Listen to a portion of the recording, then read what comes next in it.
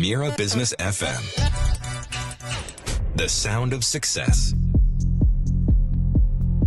This is Mira Business FM. It is the morning drive, property here in the UAE. And the headline of this Tuesday morning's real estate conversation is this: a masterstroke by Dubai Inc. We're going to be getting to that. First of all, our guest, AJ Menon, is the CEO of Lux Vista Real Estate. Nice to see you.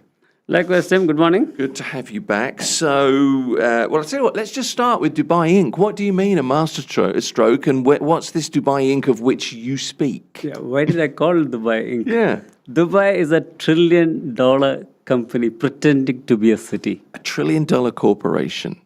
Yeah, I suppose it is. Yeah, okay. In fact, it's multi-trillion. Multi-trillion. There's certainly more than one. The leadership is actually running it like a company, with clear targets, clear KPIs, the key performance indicators, and a very healthy balance sheet.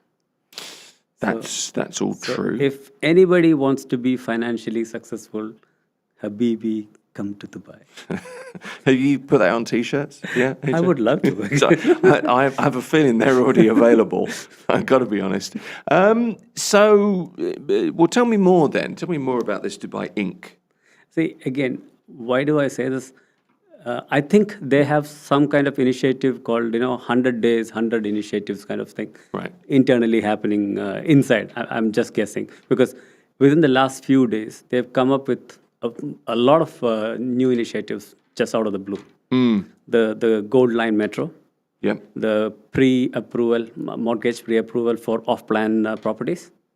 The bank account opening for non-residents and tourists. I saw that. I was surprised about that, but that's a huge deal, I think. And the scrapping of minimum investment of 2 million dirhams. 750,000 dirhams for the 2-year investor visa. Yeah, which is the big announcement of the last couple of weeks, isn't it? Where do you want to start then? Do you want to start with the physical transformation? Is that a good place to sort of delve into? The Gold Line is actually a great thing because, see, when everybody was questioning if the UAE is done, if the UAE can bounce back, they just come with the most ambitious and expensive road transport network projects probably in the last decade.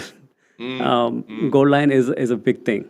And that is actually very much in line with the 2033 and 2040 urban plan. It's where it goes as well, isn't it? Because it opens up, I think it's kind of, not undervalued pockets of the city, but I guess from a transport perspective they are. But it's just the kind of the loop almost underneath the city. So this was touched. This was not touched. These areas were not touched. Exactly. The core concept of Dubai is that Dubai should be completely connected, and the biggest issue was the last mile connectivity, and they are also working on that last mile connectivity. Yeah. Okay. So it's not just enough that you get onto a metro station, and then how are you going to reach your house from that metro station? So they're really working on it. No, I mean, look, I'm spoiled by living in London for a good few years and having the, what we call the tube, but the metro, the underground network. Everybody's familiar with it. But it's an amazing thing because it's one of those things where in New York, you turn a corner, there's a Starbucks, right? Yeah. In London, you turn a corner, there's a tube station. And there's always a bus stop. So that interconnectedness is something you get used to. And I miss that here because I'll be honest with you, I drive everywhere now, and I know that I shouldn't, but we all do. And why do we drive? We drive not because we have a metro system running. We have a bit of public transport, but it's that last mile connectivity that we are missing. And obviously, how are we going to reach to other places if you don't have that?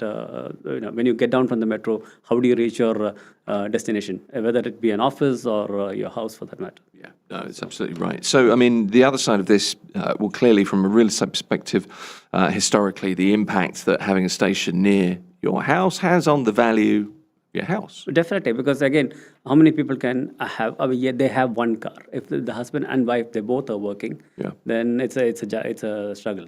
Plus, most of the houses here have nannies and housemates, and how are their house help going to come if they're not living with them? Yeah. So that is actually a big demand factor. Yeah, absolutely. And just, convenience as well is the other side, isn't it? It's just that ability to there's always this argument, I always felt, that the heat of Dubai is one of the drawbacks, and clearly it is. It's a difficult place to live in the heat, but if you can get that last mile, that interconnectedness going, all of a sudden you've solved an issue that was seemingly kind of unsolvable. But it's like we're getting there. The only thing is, of course, metro lines take quite a long time to build. This is what, 2032? That is 2032, but what we're missing is we already have an existing red line.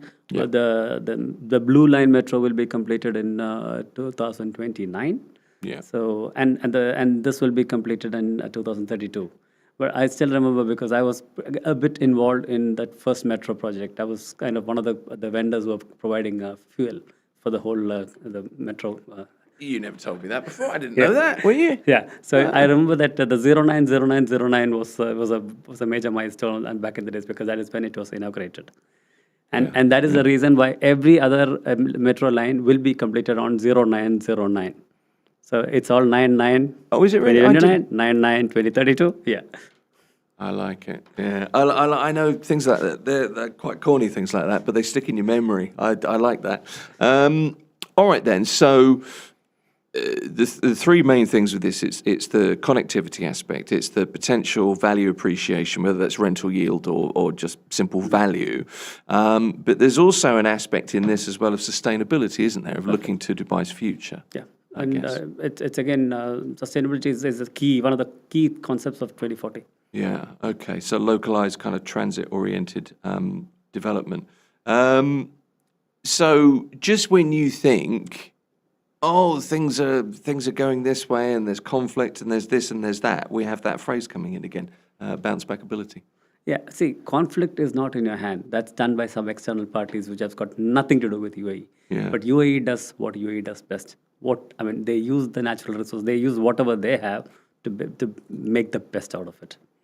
Okay, so that's the first thing. First thing of kind of four things this morning with you, really. Let's go from the tracks to the banks. We are, in a lot of ways, this is kind of an overhaul of accessibility for finance, isn't it? Yes. That we've seen in, what, a week? It's within a week. It is, yeah, yeah. It is within a week. And it actually makes a lot of sense. The thing is, the moment you are going to let tourists and non-residents open account, the barrier has been lifted completely.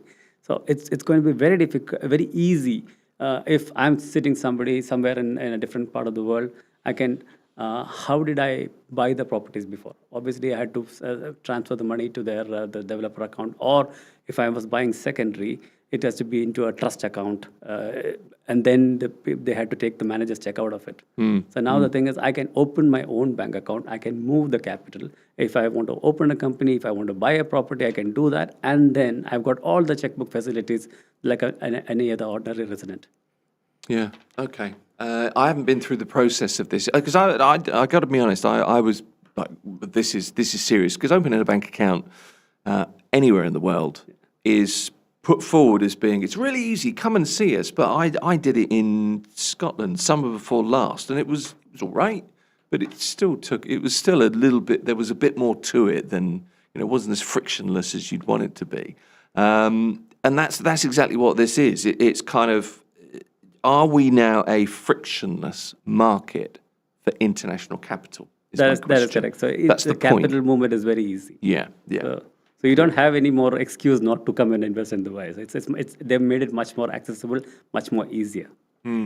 Okay, so there's another aspect to this as well, I suppose. If this is kind of a recalibration, isn't it, in terms of the banking, the financial market, and it supports a shift from kind of short-term tourism to long-term living. It's just that much more It's just an evolution, basically, yeah. Yeah, okay.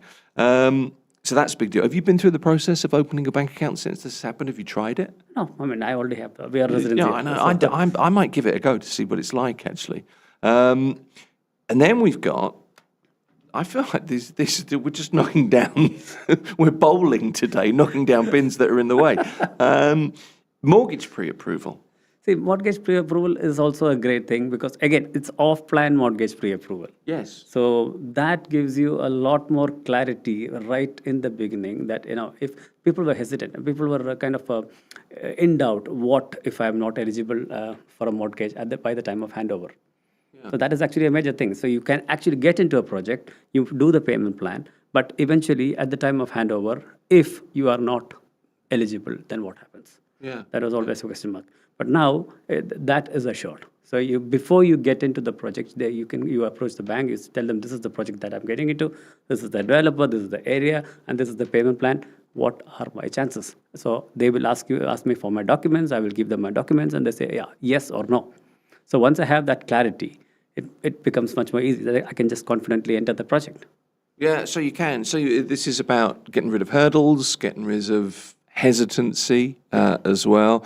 And if you aren't resident and you've got your bank account because you opened that the day before or whenever it was, that's going to help as well. So that's super important. Exactly. So it's actually whatever move they're doing, it just takes away that red tapeism. Plus, it automatically creates a demand for real estate. Okay.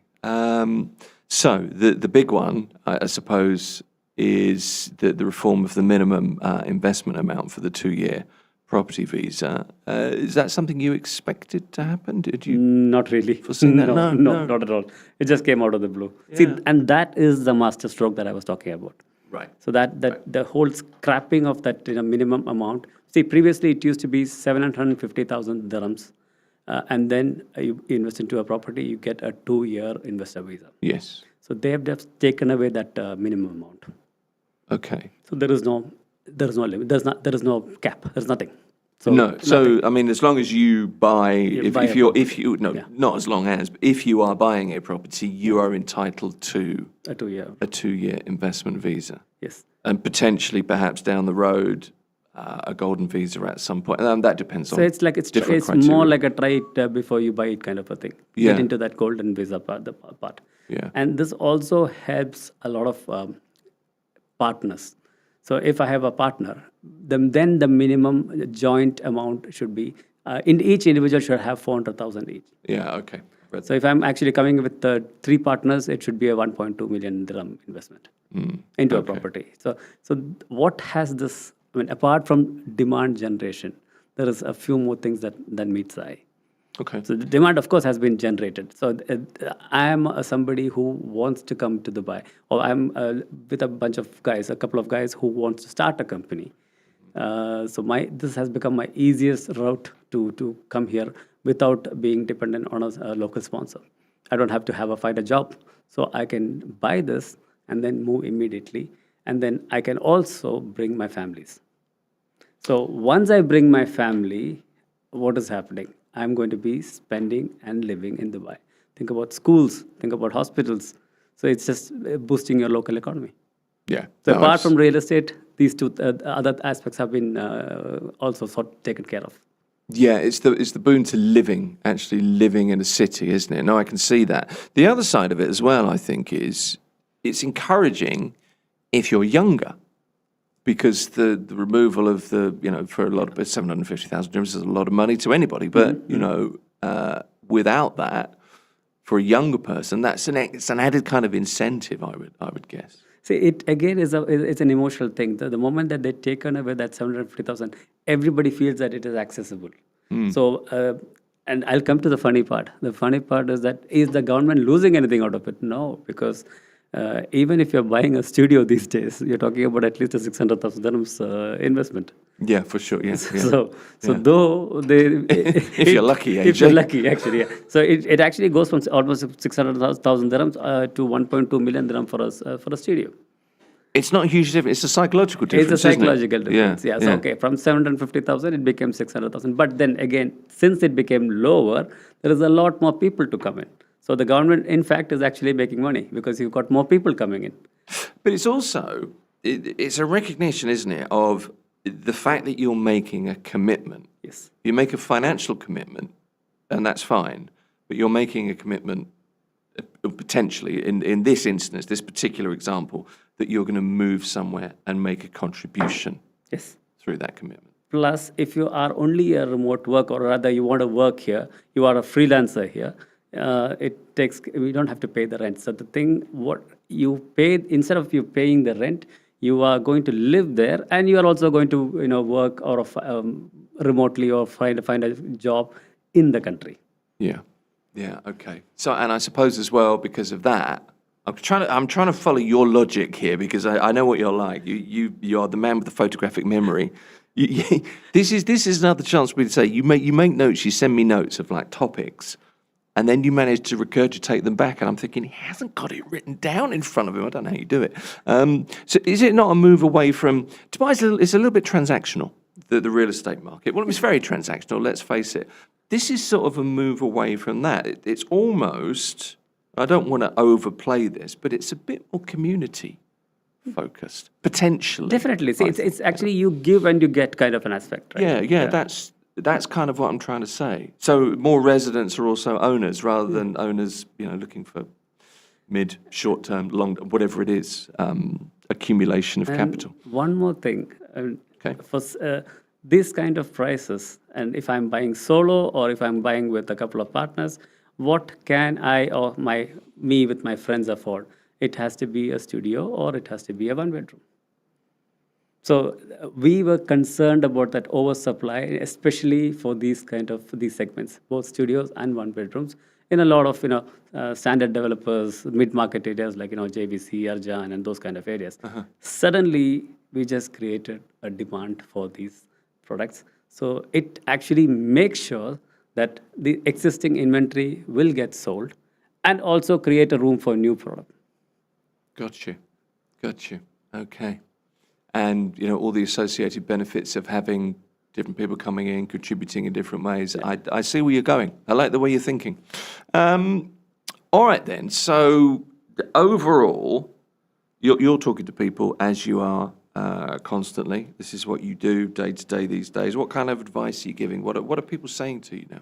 Say, I have two kind of people. I say, if you're already invested in a studio or a one bedroom, so this is the time you actually can sell it to the new entrants. Yeah. Make that money out of it, and then potentially move into a 2 or a 3 bedroom apartment. Okay. Because going forward, there will be much more demand for a 2 and 3 bedroom, because more families are moving in, and it will be long-term people. This is a moving up strategy. It's a moving up strategy. So you for the new entrants, you take the newer product. If you're already holding it, exit by selling it to the new entrants, and then move up the ladder. Yeah. Okay. And again, before, what used to happen was people were deciding against a 3 bedroom or a townhouse, because the gap was very less. The price of a 3 bedroom and the price of a townhouse was very, very minimal, the difference. Yeah. But now that gap has really gone up. So if you buy a 3 bedroom on an off plan, when it comes to handover, the margin that you can make is much more than when you buy a townhouse now on launch and sell it on handover, because that price has really increased. So for example, if you could buy a 3 bedroom for 3.5, apartment for 3.5 million, you can easily sell it for 4.5 million, closer to 5 million, depending on what project, what the whole area is. Wow. But these days, the townhouses are minimum starting from 4 million onwards. And by the time it's getting handed over, we're talking about 6 million plus. So as the investor in a 3 bedroom, probably you could go to that 1.5 million, 1 to 1.5 million margin. But the moment you try to make that kind of margin on a townhouse, the people who can buy it off from you, that pool becomes much more smaller. Yeah. Okay. Yeah. That makes sense. Okay. So this, as much as anything, this is knocking down pins. This is getting rid of hurdles, but it's also it's a new phase potentially, isn't it, for the market? That is Do you correct. know what I mean? Yeah. It changes the market, or it will change the market. It will change the not market. very Yeah, long. yeah. So, this is what the Dubai is leading up to. So that any step that Dubai does, Dubai is like playing chess. So it thinks about 4-5 moves in advance.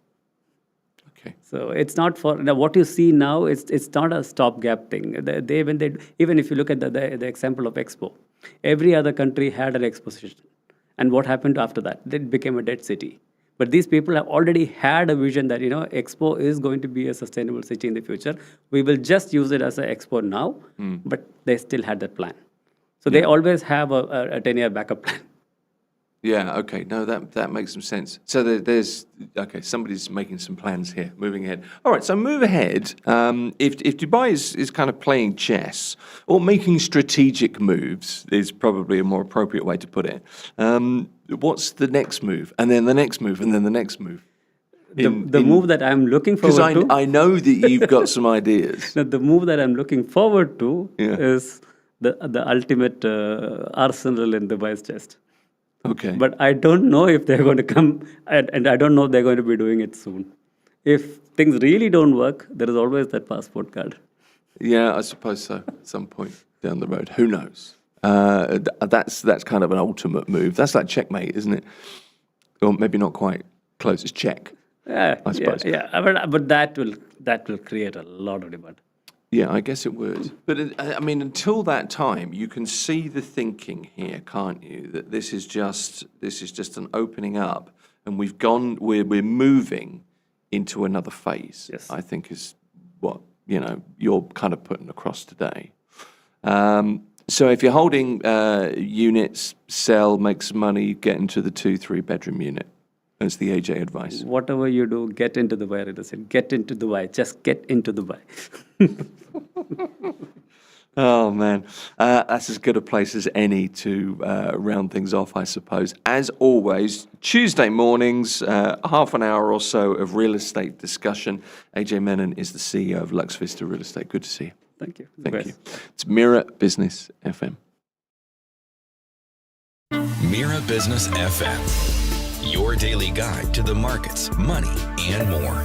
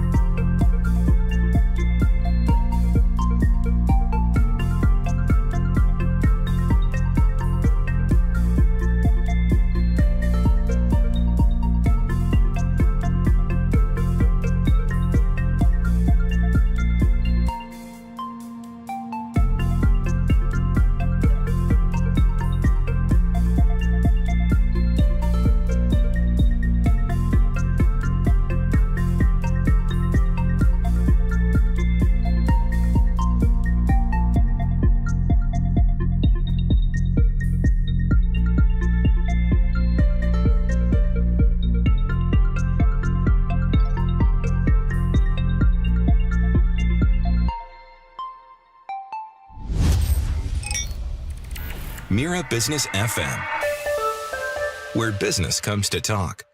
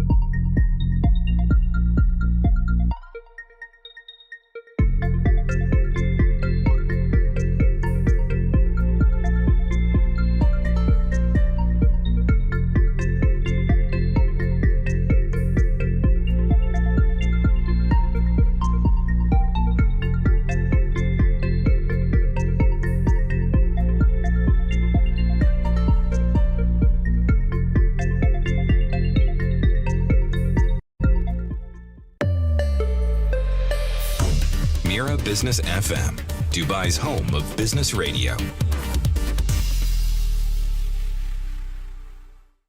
This is the Morning Drive. It's Mira Business FM. Sustainability moving to the core of the UAE's industrial agenda, with companies under pressure to turn waste into value, to localize production as well. And at Make It in the Emirates 2026, that shift is front and center. What does this mean for manufacturers? What does it mean for the wider economy?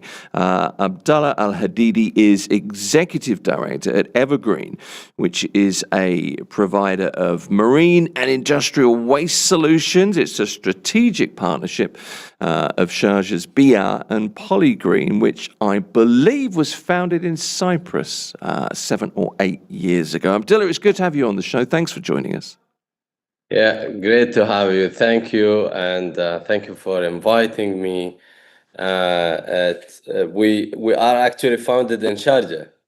I'm just thinking Polygreen was founded in Cyprus. You guys founded in Sharjah. Is that right? Polygreen founded in 50 years ago Was it that in long Greece? ago? Yes. In Greece, and then Polygreen is also in Cyprus since 2018.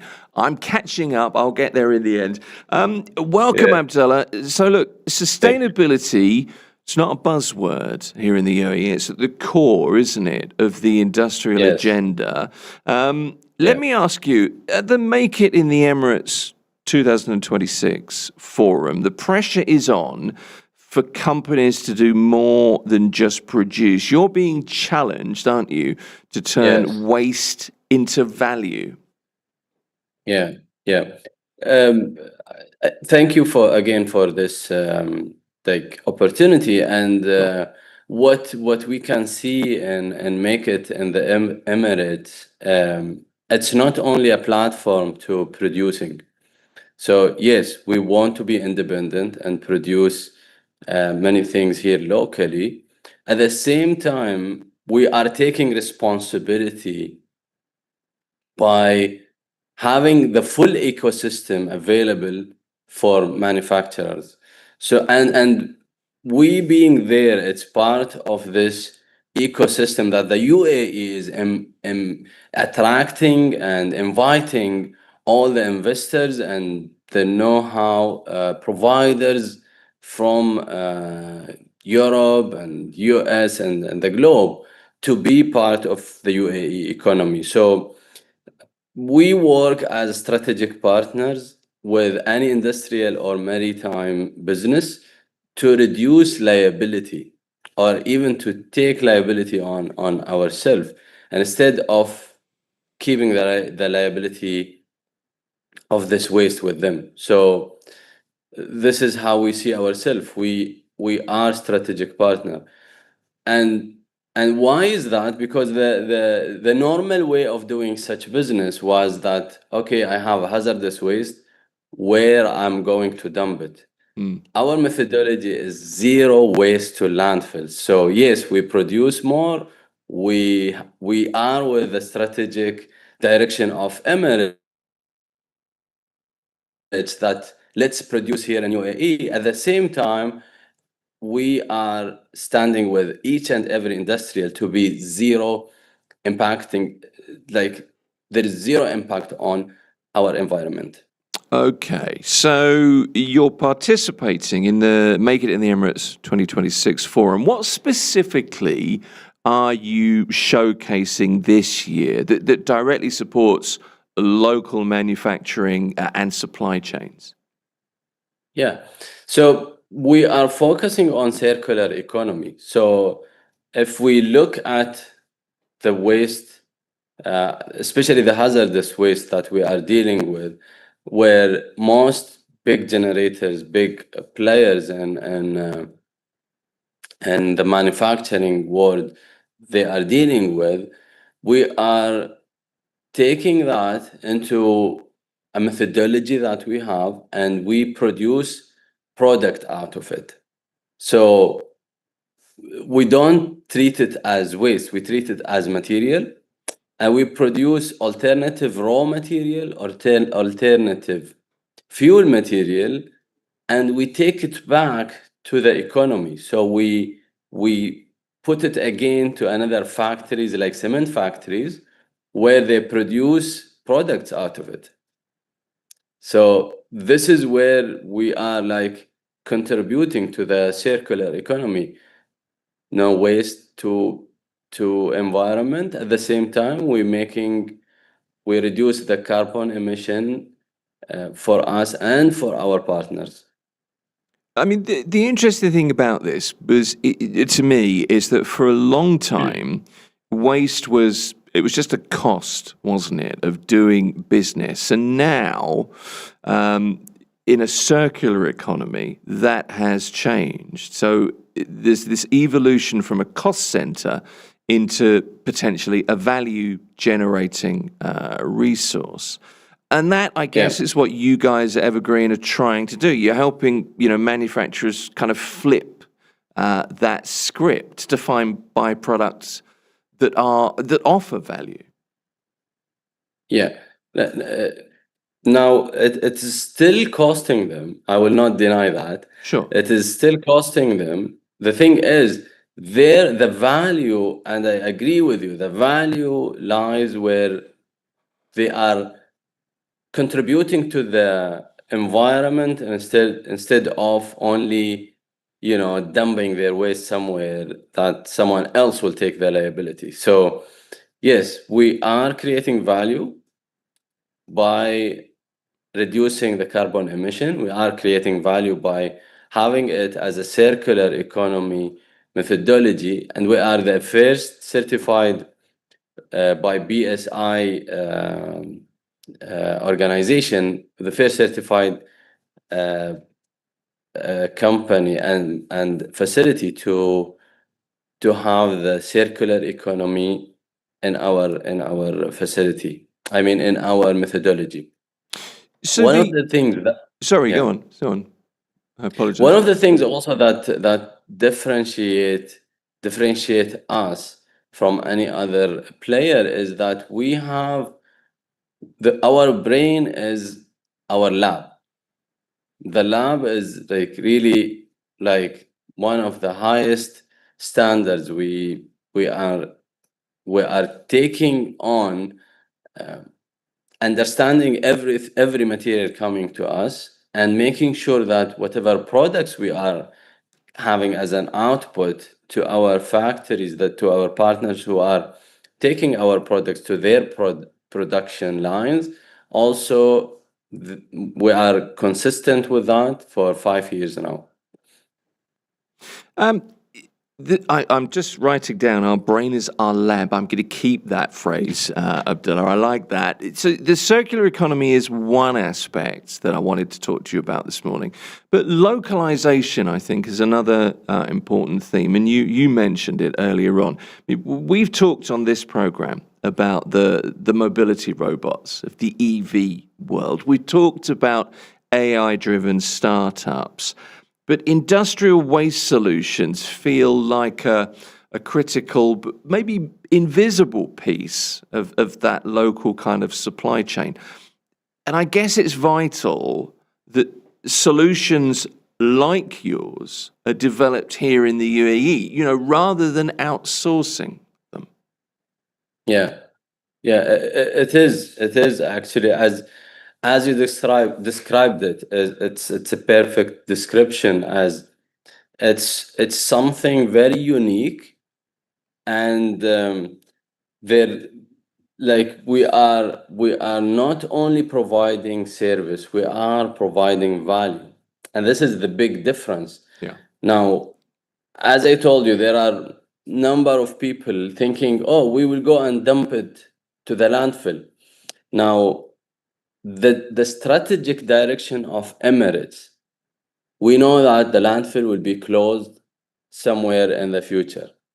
Okay, it's very close that they will close the landfills. And in Sharjah, we almost closed it. We don't take anything to landfill. And by providing such services, this is what will allow us to reach the sustainability's targets that the UAE, the Emirates, is targeting to compete not only locally, like this is a standard that is allowing us to be leading in this world of sustainability and caring about environment. So if we look at zero waste to landfill, how we are going to do that is by diversifying, like by going out from the normal solutions available there in the market. So what we do is we really reinvent the solutions so we have it sustainable and also create value to the economy and to the environment. I will give you another example. We do also build now at the moment as we're speaking two marble facilities. Now marble is like, if you ask in Europe, it's very famous, and they are like every port have, or every alternative port have a marble. And in the region, it's like very rare to have a solution, a full-fledged solution for vessels to treat and to provide to collect their waste from the vessel. So we have strategic partnerships that is allowing us to be not only provide service, and we see ourselves providing value to the economy and to our strategic partners. Abdullah, what industries are driving the most demand right now for your services? Of course, oil and gas. Mhm. Oil and gas is one of the biggest industry. All the chemical industries, and I would say the maritime industries. They are the major contributor to, not only the major contributor, they are, as they are internationally connected to the international business, they are also there. They are up to the standard. Like before we are go and tell them. And I would say also the heavy metal, the heavy industrials.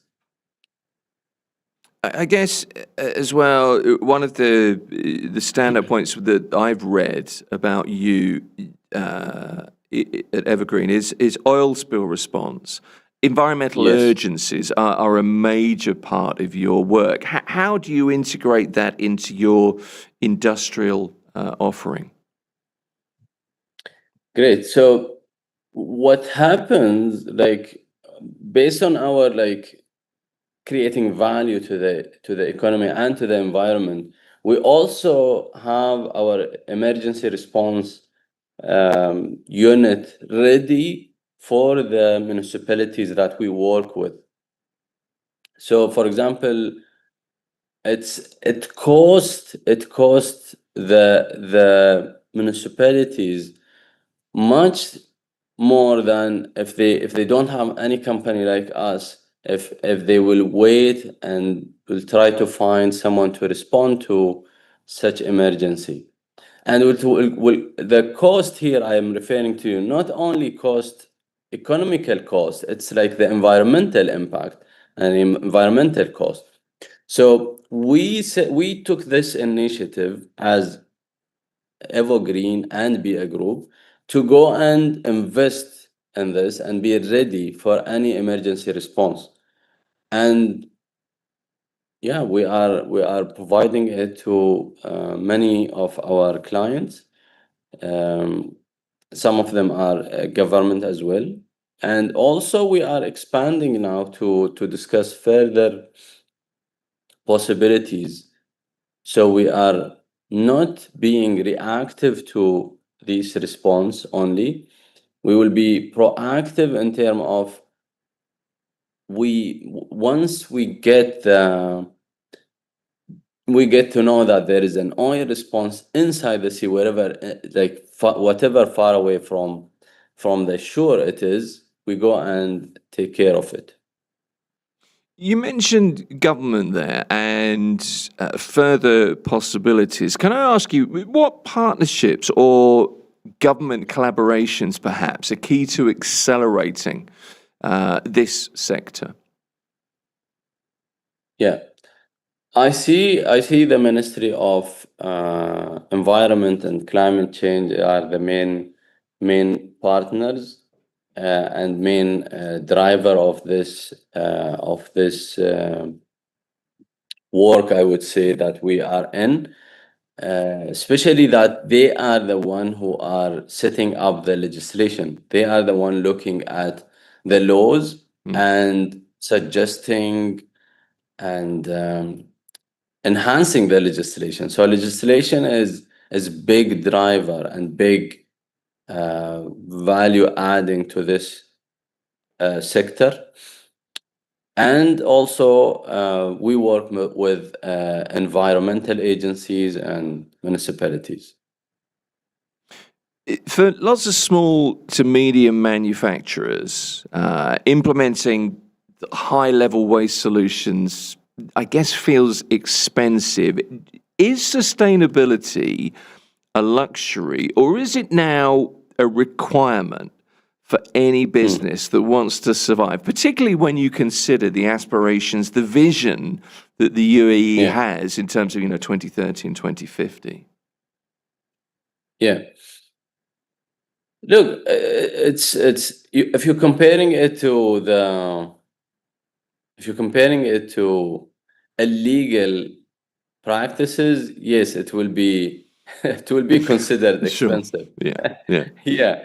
The thing is, how much does it cost us when it goes to the illegal dumping, whatever way they are doing it, Yeah. which is like a minority of people do that. So if we look at it from the resources that the Emirates is providing for industries, the infrastructure, all of that aspect, like it deserves that we complete this cycle of our manufacturing by taking care of and being responsible of this waste.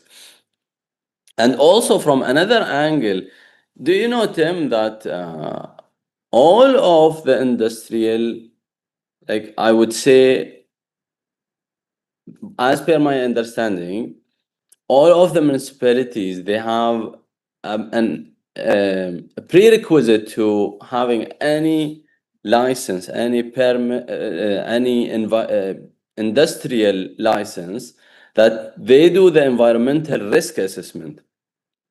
And inside this environmental risk assessment, now why they will do it? Because there is a visibility more than the financial visibility. And inside this environmental risk assessment, they will tell them that you will generate hazardous waste and there will be an impact on the environment or the air or things like that. Now, this is not luxurious that we have this environmental impact assessment or risk assessment. It's supposed to be like a guidance for them, for the manufacturer, the industrial owners, and for the municipality and the ecosystem, that there is a responsibility to be taken care there. And that's the message that I suppose is probably the most important message to take away from today, isn't it? Because this is about aligning businesses, your business and every other business here in the UAE, with net zero and sustainability targets. And it is that incentive, that encouragement that I guess we're trying to get across here. Yeah, exactly. That's the strategic direction of the government anyway. There will be incentives, and there will be also a value-driven, let's say, incentives. So we are working with government entities. I will not reveal it now, to establish a platform and procedure that allow us to have full access and full understanding of what's going on with recycling hazardous waste. So in this case, also the government have access to say, okay, you are eligible to, to be treated or have the privilege of whatever incentives that we can introduce as a government, locally, local government or federal. These talks started and initiated. I was going to ask you to kind of round things off, Abdullah, in this interview, and I know you can't reveal too much, but I was going to ask you if you can, to look ahead at any announcements or milestones that we might expect from you, or that you're working towards in the next 12 to 18 months, perhaps. Yeah, I would say we are launching a platform for the hazardous waste, let's say, collection and treatment, and that will be recognized by two cities at the moment. We are in agreement with, Mm-hmm. and we're looking to expand that in on the federal level. Now, what's the main purpose of such platform is, yes, control from one angle, and from another angle is also to look at how much benefit, how much reduction of CO2, and how much like positive environmental impact that these industries have caused. So, and like what kind of incentives or like privileges they are eligible with. So this is something to be we are launching by the end of this year. We'll need to check in with you again before the end of the year and stay in touch, I think. It's the industrial landscape evolving, and it's a real win if you can turn your trash, or rubbish if you prefer, into a strategic asset. Abdullah Al-Hadidi is the Executive Director at Evergreen. They're a provider of marine and industrial waste solutions out of Sharjah. Abdullah, it's been a pleasure to speak to you. Thank you for joining us. Great to be with you and your audience. Thank you, Tim. This is Mira Business FM.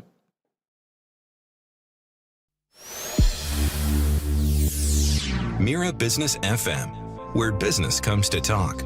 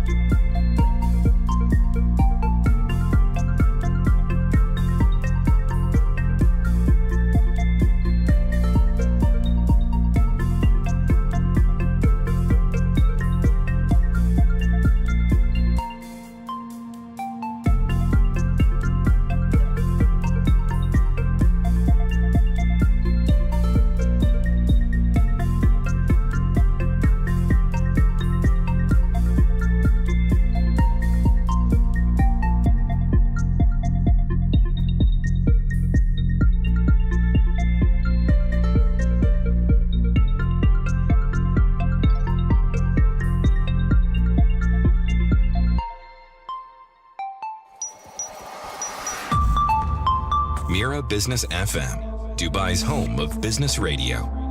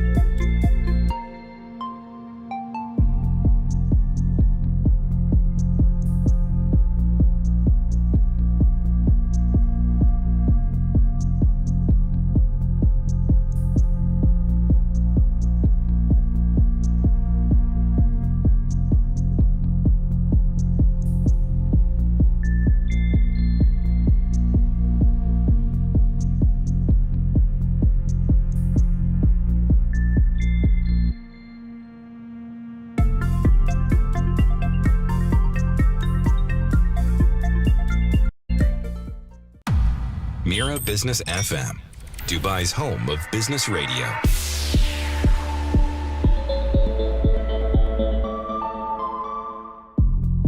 It's the morning drive. Here is a question for you. Could forwarding a WhatsApp message carry legal risk under cybercrime laws, even if you didn't create the content, just forwarded it? There you are. Think about that for a moment. Joining us for this week's edition of The Fine Print, as well as to explain how the rules around privacy and misinformation are tightening. What does this mean for businesses, everyday communication? There's a lot to talk about here. Raymond Kiswani is back. He's a partner at Davidson & Co. You look fresh and rested after your time away. Thank you. I contend. I've been off kind of training after doing the Boston Marathon sort of on the 20th of April. So I've just kind of taken a bit of a chill back. How did it go? The marathon? It was probably the toughest course that I've done, because it sort of you get lulled into the starting area where it's all downhill. Yeah. And then it gets hilly, and then sort of the last 5 miles, it's really, really hilly. Yeah.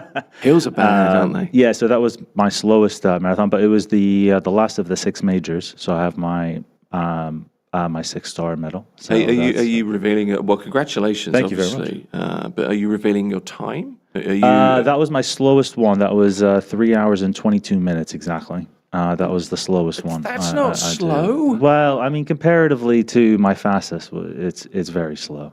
Really? Yeah, my fastest was Tokyo. That was 2 hours and 57 minutes. You've gone under 3 hours? Yeah. I looked through. I'm looking through rose-tinted spectacles at you or something. I don't know. That's impressive. Yes. Well, we just had a big range there. Yeah. That's really impressive. I've always kind of been told that if you can break the 4 hours, then you're onto something. But if you can do the 3, we've just had the less than 2 as well. The world record beaten. Yeah, that was something amazing. Remarkable. I mean, what's really remarkable is trying to do his pace just try to see how long you can last for. He's sprinting. Yeah, I mean, for 2 hours. I tried it. Now, admittedly, it was about a week after I had run my marathon. I managed to last 43 seconds at that pace.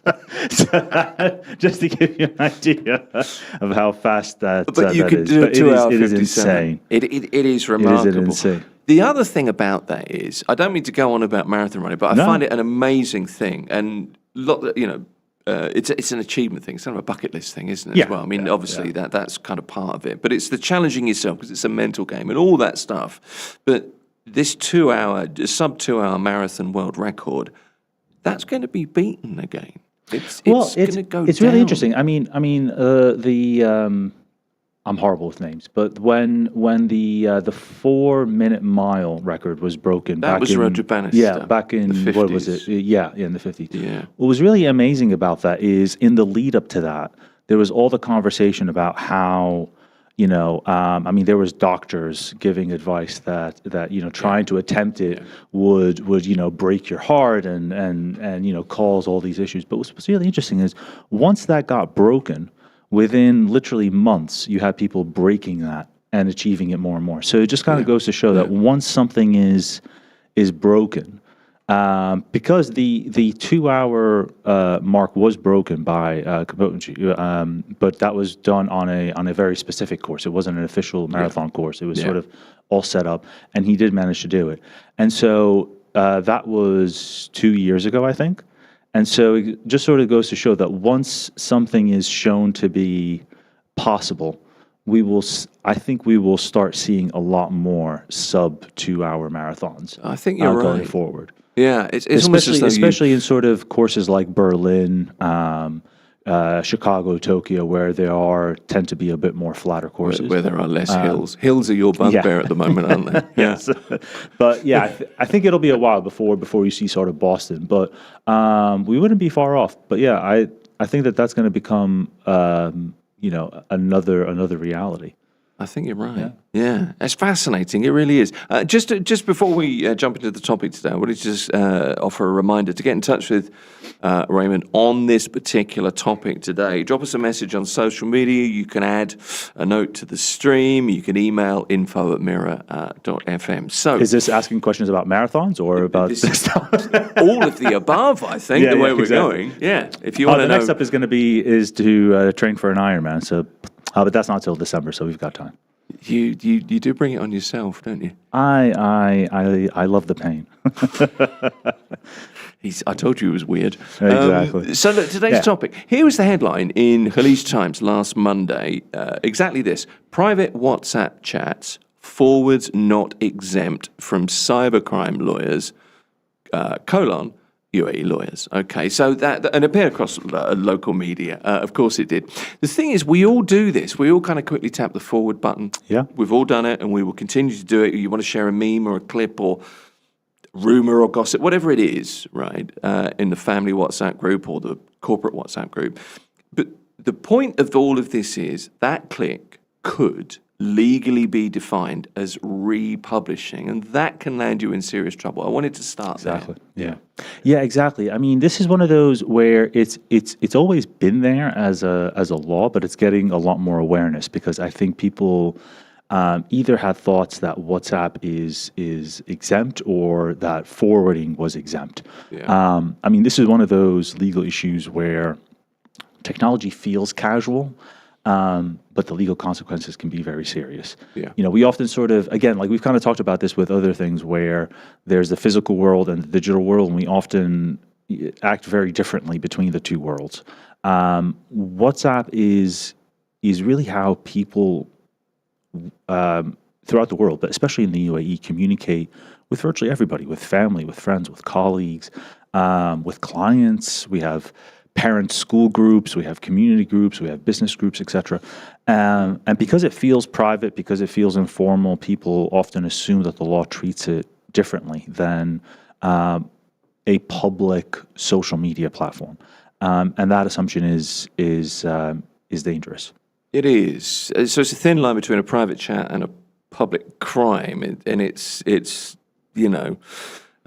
never been thinner, I suppose. How big a shift is this legally, Raymond, that forwarding a message is treated the same as publishing it? Because the point that you're making is absolutely right. It's not something that we think about. If you're talking with somebody and you say something, it would be very easy to say, "Oh no, I didn't do that. I didn't mean that. That was, and you can work it out verbally." Yeah. But when and something they said, I heard. it's the he said, exactly right. Yeah. But you can't do that with WhatsApp because it's, well, no, I didn't say that. Well, yes, you did. There it is. Yeah. Yeah, and I think it's a significant practical shift, but it's not a kind of a new legal concept, if you will. The UAE has a framework for all things kind of called cybercrime, really, and that's long treated online dissemination of information very seriously. Yeah. What is changing is more public awareness rather than anything else. It's not that the law has changed; it's more that there's now public awareness of it, especially over the course of the past few months of the developments that have happened. We're being informed that basically that forwarding a message in a WhatsApp group or a WhatsApp message is not legally neutral, if you will, and it's treated as republication because it's effectively giving the message new life, a new audience, than the original message. So in ordinary English language, it's people think there is a difference between saying something yourself, whether, if I write a message, if I create a post, and simply forwarding what somebody else has already said. Yeah. Legally, that distinction doesn't protect you because once you forward it, you are participating in its circulation. Yeah. You are giving it a new audience. You are extending its reach. And that can be enough to create legal exposure. And this is particularly important because WhatsApp is not a closed kind of legal bubble, if you will.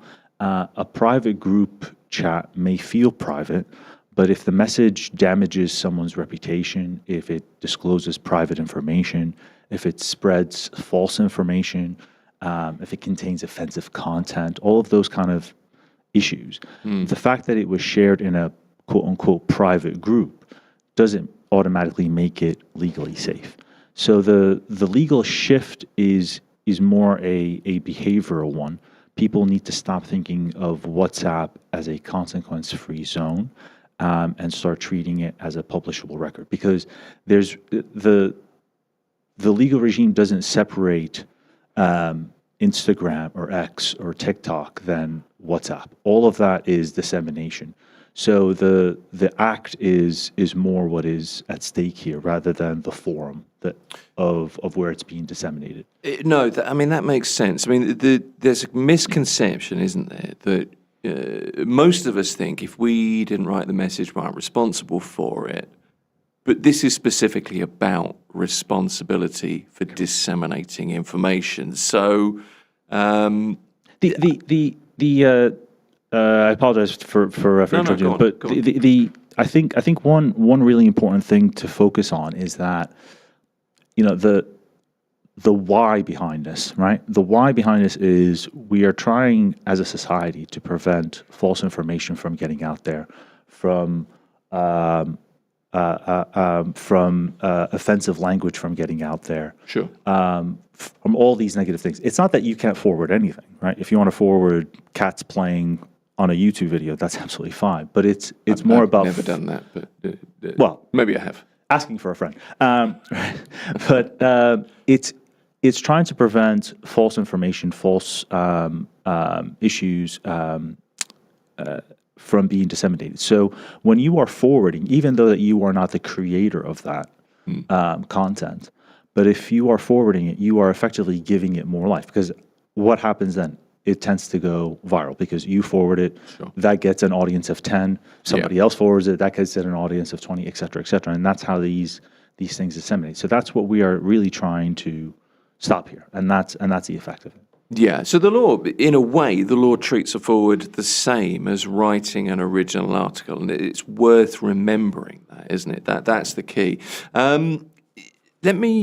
What types of WhatsApp content are most likely to trigger liability at the moment? I guess it's an obvious answer, isn't it, really? Yeah, I mean, the categories of the kind of the highest risk ones are pretty clear. Well, we would say kind of things about false news, misinformation, rumors, unverified information, especially where the content relates to things about public safety, national security, public health, financial stability, etc. Those are going to face scrutiny. Any defamatory content, so that means that messages accusing a person or a company or employee, official, etc., of misconduct, fraud, corruption, dishonesty, any of those issues. And anything kind of related to privacy, whether it's a private conversation or a screenshot of a private conversation or personal details of someone.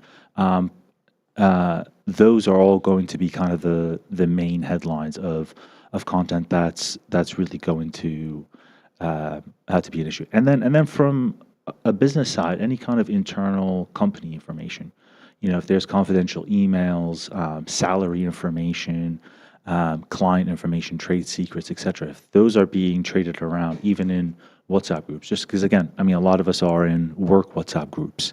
Even within a larger company, you might have HR all in one WhatsApp group. You might have accounting in WhatsApp group. So kind of those kind of things where things kind of spiral. All of those would be getting the highest risk. Yeah, and we're kind of lulled into this false sense of WhatsApp has end-to-end encryption. In theory, you can't break into it, but it is very easy, and we forget this.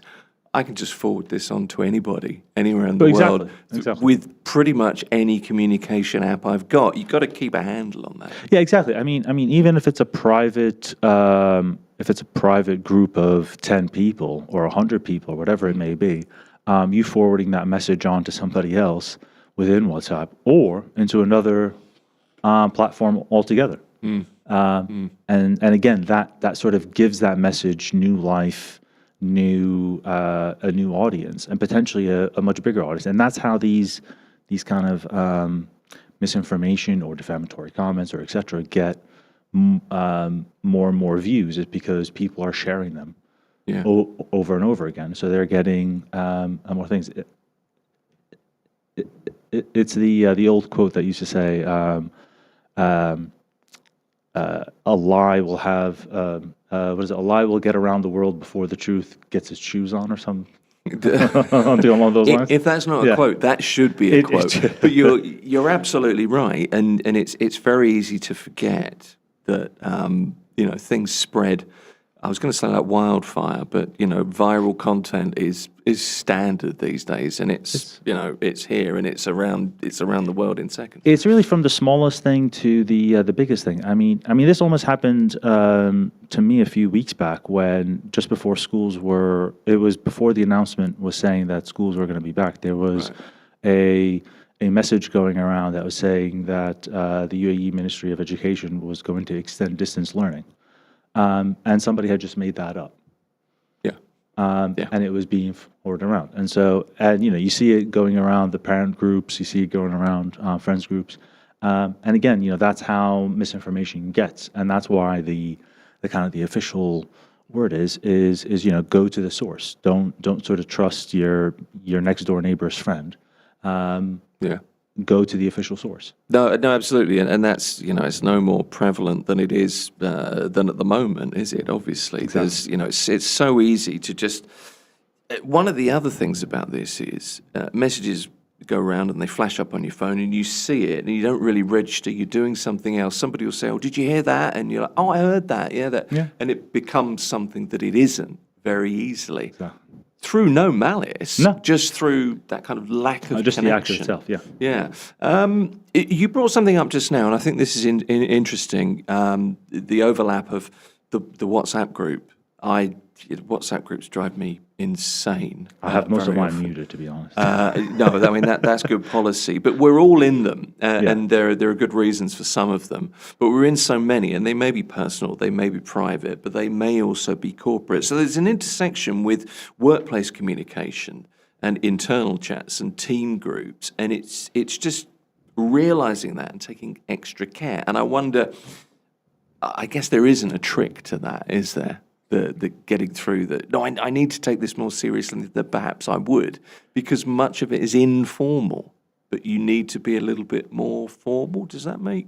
Yeah, I mean, it's almost analogous to us that have various emails on our phone, our tablet, where we have a personal email account and a work email account, and we get those same alerts that are coming through. That's right. And WhatsApp is sort of like that, because I mean, just like yourself, I mean, we have a WhatsApp group for all the lawyers in our firm.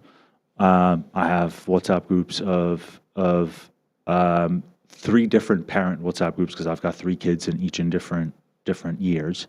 Right. You've got community WhatsApp groups. So I mean, the intersect between work, corporate, clients, children, birthday parties, you name it, are all intersecting on this one platform. And it really does take a bit of mental energy to sort of divide that. But especially the divide between, I think, corporate business clients versus your personal private life. And this is where I think issues becomes very serious for businesses themselves. I mean, many companies use WhatsApp as either an informal or a formal operating system. So you might have, the sales team in one WhatsApp group, the HR team in one WhatsApp group with themselves, management dealing with it. You might have client teams and project teams, et cetera, and they're all kind of intersecting on this one platform, and the kind of the informality of it creates a bit of a legal risk. I think people are a bit more cautious with emails. They tend to treat it as a bit more official letter writing. Whereas with WhatsApp groups, or one-on-one WhatsApp groups, you're tending to send voice notes, you're messaging, you're sending emojis. It's got that kind of informal flair to it. And I think an employee may easily forward a complaint about a colleague. A manager may share a screenshot of an employee's message. You might have a team member may circulate a rumor about a competitor. Someone may forward confidential information, right? So all of those create risk for the individual as well as for the company if it's within a company context. There is that kind of employment law angle to it, where employers have duties around confidentiality, data protection, harassment, disciplinary, etc. Yeah. So a WhatsApp group can become evidence in a dispute. It can show who knew what, who shared what, who approved what, and whether management acted appropriately. So from a workplace kind of corporate perspective, companies really need to treat internal WhatsApp groups as business communication channels, just as if you would treat emails or official letters, not just a casual kind of chat next to the water cooler or the coffee machine. Yeah, it's a different thing, and it's compounded by the fact that it's, all too often it's on your personal device, and that has its own, I suppose, limitations in thinking terms. There's also this, and I wanted to ask you this: are companies exposed if employees forward messages on corporate devices or across corporate networks? Potentially, yes. I mean, depending on the facts. The starting point is that individual who forwards the unlawful content, right? We have to remember that it's unlawful content that we're dealing with. Yeah. That individual may face personal liability. But the company can also become exposed depending on the facts of the matter. If we say, for example, the company, the employee was using a company phone, was it a company WhatsApp group? Was the content shared during work or within kind of a work environment? Was it related to the company's business? Did a manager participate in the group? Did the company know about the content and didn't take action? All of those questions would be asked, and if the answers points back to the business, the company may face regulatory or civil action due to it. Even if the company isn't criminally or civilly liable, it will probably suffer serious fallout because you might have client complaints, employee grievances, regulatory scrutiny, and sort of a loss of trust if there's being that kind of issues going on in the background. Yeah. So, I mean, the key point is that corporate devices and corporate WhatsApp groups increase the connection between the employee's conduct and the employer's risk. Okay. What about if you're a WhatsApp group admin? Okay, you've created the group, you're in charge of the group. Are the stakes higher then? Because it's almost, you're kind of the editor of a newspaper if you're the admin of the group, aren't you? So what legal obligations do you have if somebody posted something questionable in a group as the admin? Is there an added position? Yeah, I mean, that's an interesting question because, as the admin, you are sort of the one that can add people or remove people. Because you're kind of the moderator, if you will, yeah. Yeah. I think one of the key things is to make sure that as the admin, to make it clear what the rules are in terms of restating what those rules are, to have some sort of kind of a pinned message in there saying that not to share or not to do anything offensive, and if a member is doing that, to sort of warn it and to delete it. But I mean, it really does fall down to the actual individual that is making those forwards or bringing that content into the group rather than the admin themselves. But I mean, it would be kind of more of encompassing burden to say to the admin to make sure that they are removing that content, and if it continues with the same member, to have them removed, I think. Yeah, okay. So it's that boundary setting. It's just I'm in a group in the community I live in, and it's set into subgroups, but the main moderator is a guy called George. I've never met, but George is pretty good. George will come in and say, look, that's inappropriate for this group, or it should be in this group, and he's kind of on top of things. Good to know. I'll let George know anyway. I'm sure he'll be happy. What about HR teams or leadership? Given everything that we've spoken about, what advice would you give people, in charge of groups? Well, I mean, hopefully most companies have some sort of rule book about social media engagement. I mean, back in the day, that used to be limited to LinkedIn, and I think now it should be way more encompassing than that. Yeah. So, I mean, I think they need to act more practical. I think what companies should do is to update their social media and cyber conduct acceptable use policies to expressly cover things like WhatsApp or Teams or whatever kind of. And the important thing is that it's not the platform that is the issue. It is what you are doing on the platform. Yeah. Okay. Right. Yeah.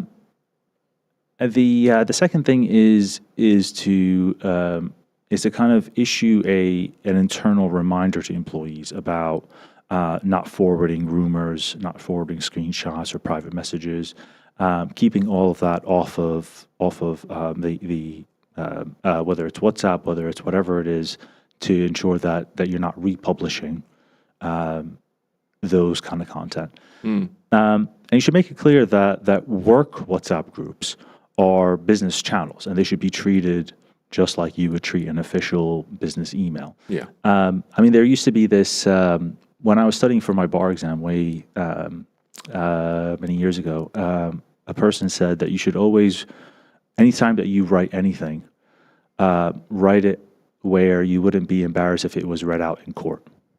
That's a good piece of advice. So whether you're writing it in an email, a WhatsApp group,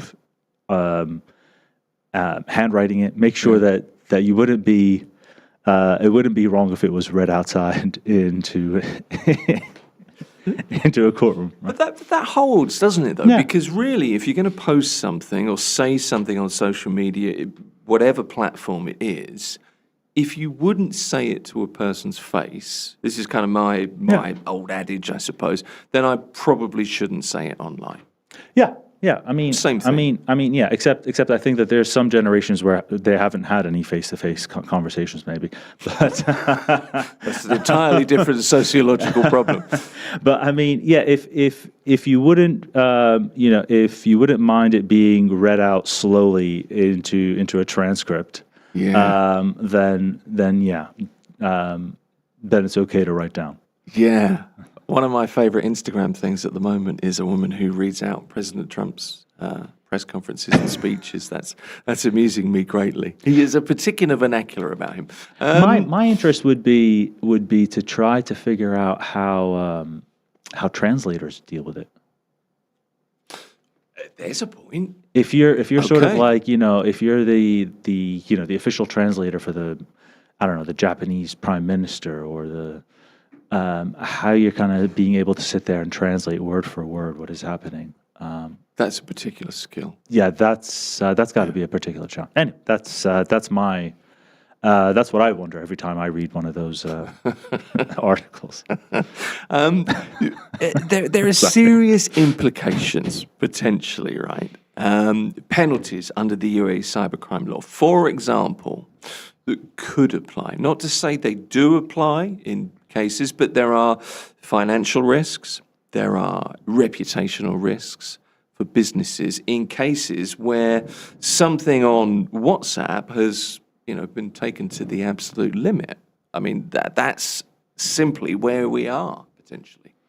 Yeah, I mean, there's a lot of different penalties, shall we say, whether they are official penalties or otherwise, right? Because, this is a criminal issue potentially for the individual. Sure. Where there are fines that could range up to 500,000 dirhams. So I mean, not something insignificant.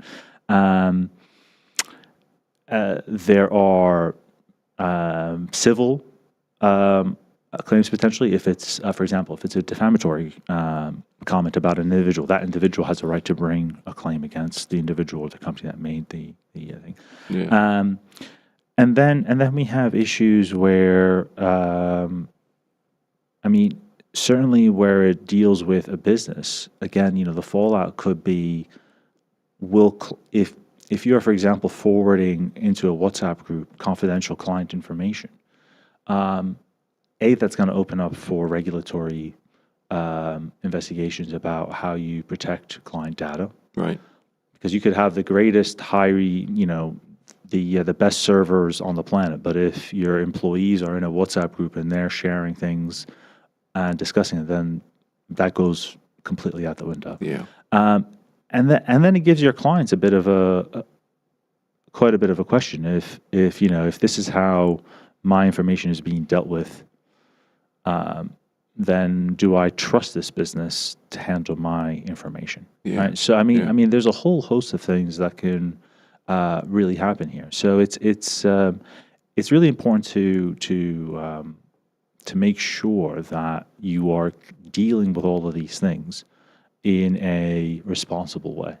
Yeah, it makes a really good point, actually, that, the fines are hefty and potential imprisonment for certain things. That's one side of it. But if reputationally to abuse that trust, that's critical, isn't it, to remember. Do you think it changes how companies think about information sharing, how they think about maybe crisis communications? Yeah. Certainly in a crisis, because I think in a crisis there is, especially around the kind of the white collar professionals, there is the tendency to panic and to act very quickly without using kind of your brain about it, and you can forward things quickly. Yeah. They want to warn colleagues, they want to update clients, they want to share news, they want to protect staff, they want to show they are aware of developments, but it's oftentimes more an action of speed rather than of quality, right? Yeah. But crisis situations are exactly when misinformation risk is the highest. Companies should really have a very clear rule that during a crisis, employees should rely only on official sources and improved internal statements. They should not forward unofficial videos or voice notes or screenshots or rumors or speculative commentary. This applies to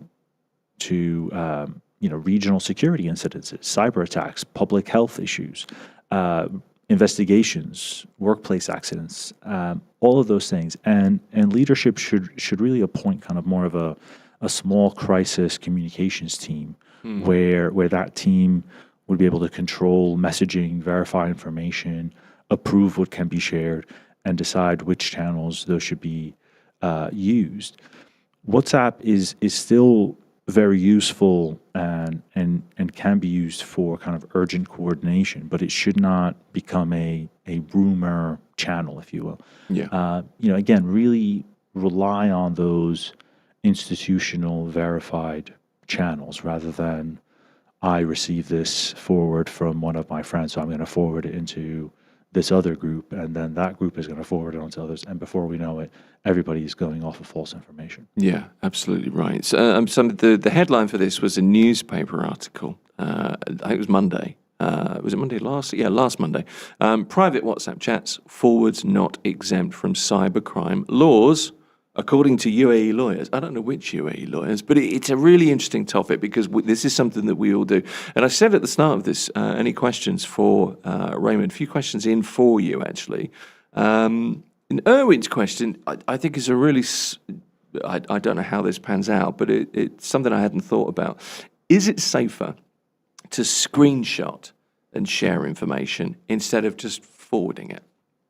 Does that absolve you of any responsibility in any way? No. I mean, a screenshot is not kind of a legal workaround. In some cases, I suppose a screenshot may be worse if it involves copying and disclosing a private conversation or an image, Okay. username, etc. I mean, the the thing again is the problem is not the technical method or the platform or any of that. The actual problem is the act of dissemination itself. Yes. Whether whether you press forward or whether you screenshot or whether you copy and paste or whether you screen record or retype the message, whatever it is, you are republishing that content. Yeah. And so the rule is kind of more simply, if the underlying content is risky, the changing the method or the technology or the platform doesn't make it safer. Okay. Trinity, can I get into trouble for forwarding old messages or jokes that suddenly become sensitive? I guess it depends how old they are, and if they're, well, a bad joke's a bad joke. Yeah. I mean, I suppose old content can become risky because the context may change, right? So a joke that may have seemed harmless years ago may now be offensive or discriminatory or defamatory, et cetera. Right? So an old rumor may resurface during a crisis. An old screenshot may disclose information that is now damaging, right? So I think before forwarding kind of an old joke or a video or a screenshot, it's the same sort of test that I think that we should apply. Is, could this offend? Is this misleading? Does this expose private information? Does it damage reputation? If the answer is yes to any of those, then I would leave it alone. Yeah. Bianca, how can I quickly check if something is safe to share before I hit forward? And I think Bianca's kind of answered her own question here, because if you've not hit forward and you're questioning it, maybe don't hit forward.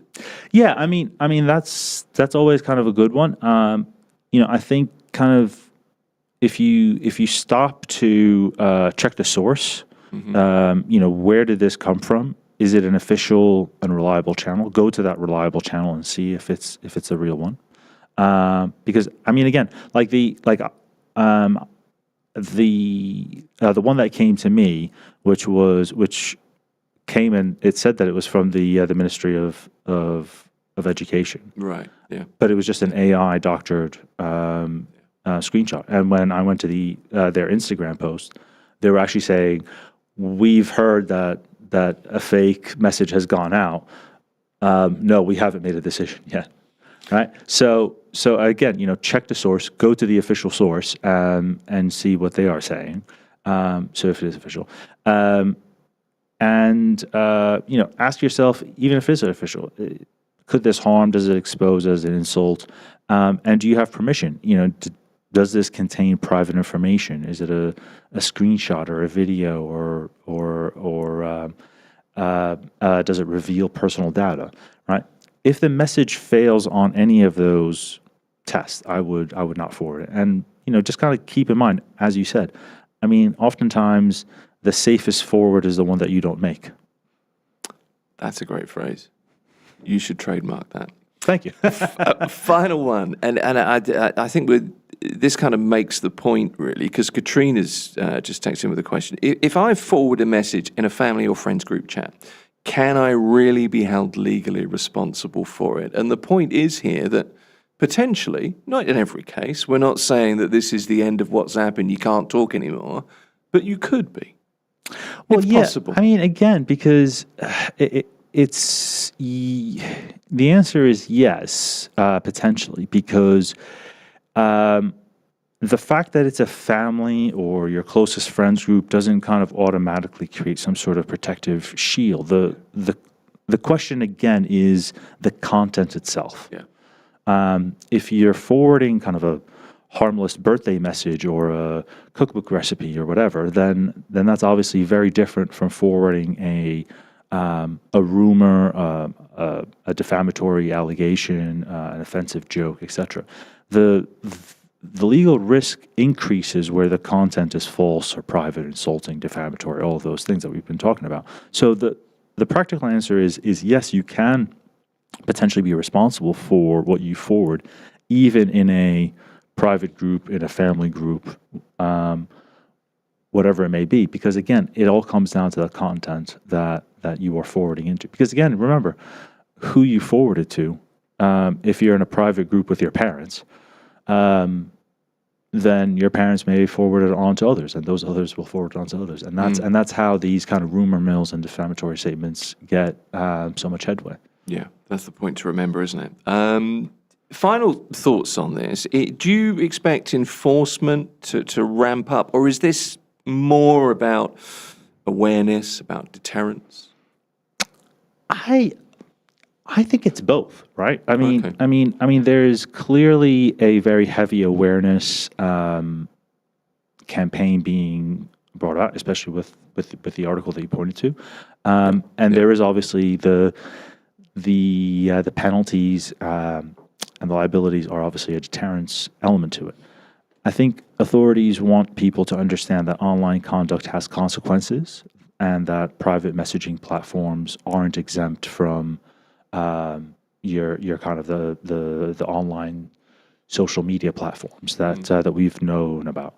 But I think it would be a mistake to treat this as only a public awareness campaign. It's already been shown that cybercrime, misinformation, defamation, and privacy violations can be enforced very seriously. So, I mean, businesses and individuals should assume that enforcement is real. I think the better question is not to ask, will I actually get caught? The better question is, why would I take the risk to forward a message? So the safest approach is to treat every forward as a publication decision that you've made. So, I mean, treat every forward as if you're the original author. Yeah, okay. It's like your thumbs are printing press. Basically. Yeah, okay. It's a reality check, that is for sure. Think twice before you hit send or hit forward. That's the fine print for this week. Raymond Kiswani is a partner at Davidson & Co., a sub 3-hour marathon runner as well, I've learned, which is impressive. Good to see you. Thanks for coming in. Thanks, appreciate it. This is Mira Business FM.